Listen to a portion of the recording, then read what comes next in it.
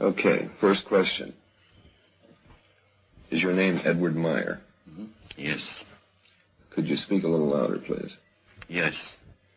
Are you wearing a shirt? Yes. Do you live in Switzerland? Yes. Have you taken photographs of Palladian spacecraft? Yes. Do you ride your moped? Yes.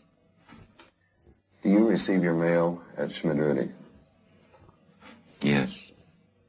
Did you fake the photographs taken at Ober-Saddle with a model suspended... No. Wait till the answer, or wait till the question is finished. Suspended by a string? No. Let's do that one more time, okay? Wait till I finish. Do you live in Switzerland? Yes. The tape is taken back to be analyzed by Bob Phelan, a former criminal investigator with the Sheriff's Department of Colorado and a specialist in lie detection. Was also a yes answer. Number 3, do you live in Switzerland? Yes, he lives in Switzerland. There's enough stress here to indicate that probably isn't where he prefers to live, or he's lived someplace else. Question 4 was the first relevant question you asked him. Is, have you taken the photographs of spacecraft?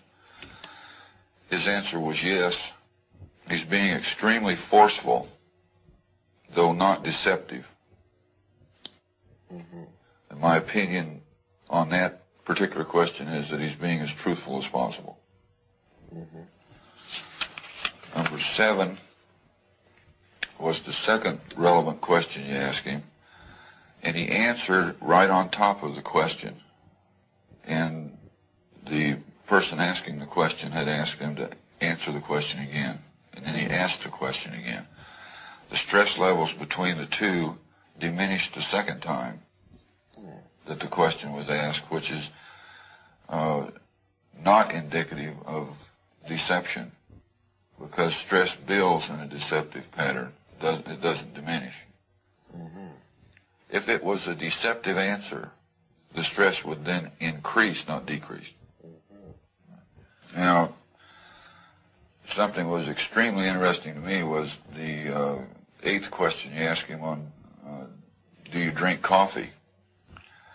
And for some reason, he's more stressful on the statement about coffee than he is about the picture of the spacecraft.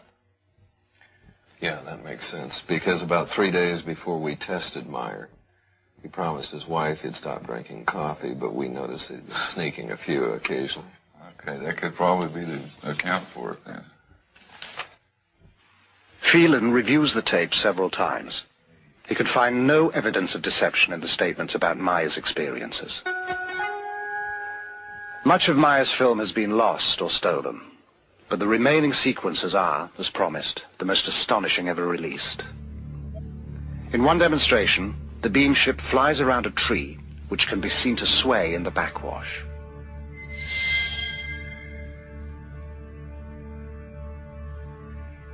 Once again, in slow motion.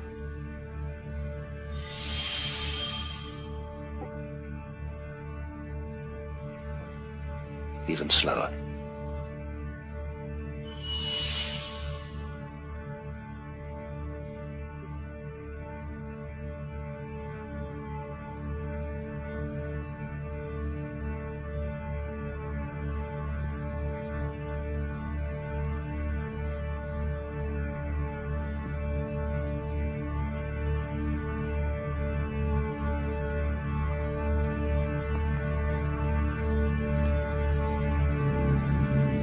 Later, Semyasi brings a new beam ship to pose for Meier's cameras, a variation quite unlike anything he has seen before.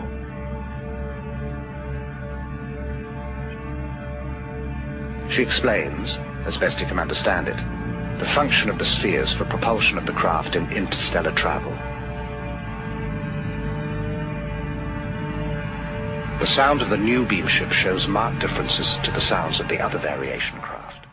We have a steady, there seems to be a steady pattern all throughout all of this random signal. It seems to be a level change very steadily in around 5 to 10 cycles per second, which happens to be in the area of the natural magnetic resonance of Earth, also called the Schumann resonance. Is that significant in any way? It could be. It's just interesting to note the correlation there. The peculiar correlation is something strange. I mean, why would the correlation be there? Yeah. You can see it on the oscilloscope. Meier says the beam ships can ride the magnetic field of the Earth. Rognerud's findings seem to bear this out. Going back to computer models of previous beam ships, simulation of the revolving lights reveals a kind of pulsing that matches the varying frequencies. Analyst Jim Dilatoso is convinced that the sound and light frequencies are related.